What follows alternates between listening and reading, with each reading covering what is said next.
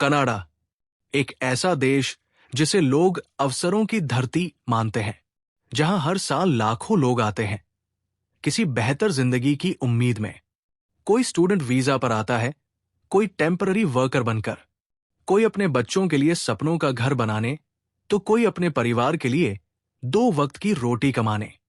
लेकिन इस चमकदार सपने के पीछे एक कड़वी सच्चाई है।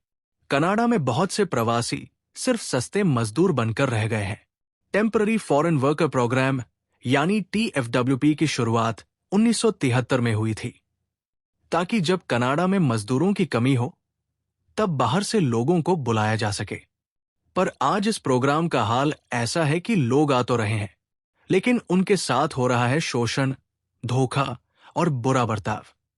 मजदूरों को दिन में 12 से 14 घंटे तक काम करना पड़ता है। रहने की जगह गंदी, छोटी और कभी-कभी इंसान लायक भी नहीं होती। और सबसे बड़ी बात, उनका वीजा सिर्फ एक नियोक्ता से जुड़ा होता है। अगर बॉस बदतमीज हो, पैसा न दे या गाली दे, तो ये लोग चाहकर भी नौकरी नहीं छोड़ सकते। और बात सिर्फ मजदूरों की नहीं है, इंटरनेशनल स्टूडेंट्स भी इसी सिस्टम में फंसे हुए हैं। कई लोग हजारों डॉलर देकर कनाडा आते हैं पढ़ने और बाद में PR पाने के लिए। पर ग्राउंड रियलिटी क्या है?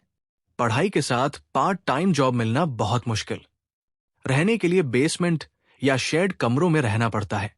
और जब पढ़ाई खत्म होती है तब वर्क परमिट मिलने की रेस शुरू होती है। जो स्टूडेंट यहां कनाडा की इकोनॉमी को सपोर्ट करते हैं, उन्हें सिस्टम बस तब तक चाहता है जब तक वो पैसे ला रहे हैं। अब बात करते हैं मार्क कार्नी की, जो हाल ही में कनाडा के नए प्रधानमंत्री बने हैं। कार्नी ने कुछ बड़े बदलाव किए हैं इमिग्रेशन सिस्टम में। एक बड़ा फैसला था एक्सप्रेस एंट्री में जॉब ऑफर के पॉइंट्स हटा देना।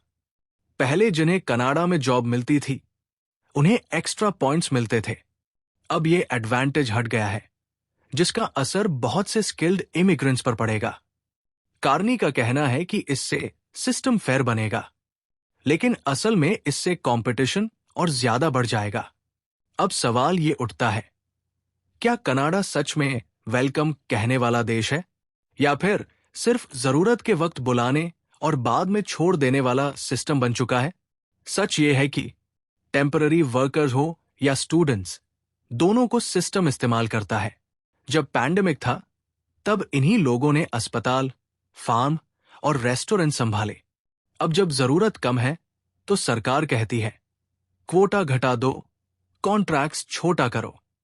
ये कोई समस्या की वजह नहीं है, बल्कि सिस्टम की पॉलिसीज ही समस्या है।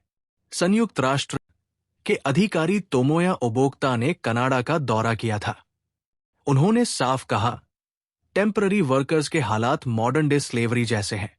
सोचिए, चोट लगने पर इलाज नहीं, काम से मना किया तो डिपोटेशन का डर, और कई महिलाओं को हैरासमेंट का सामना करना पड़ता है। और सरकार, वो मजदूरों को उनके अधिकारों के बारे में बताने की बजाय जिम्मेदारी उनके ही एम्प्लॉयर पर डाल देती है, जिनसे उन्हें बचाने की जरूरत है। कनाडा को अगर सच में इंक्लूसिव बनना है, तो बात सिर्फ PR पॉइंट्स या कोटास की नहीं होनी चाहिए।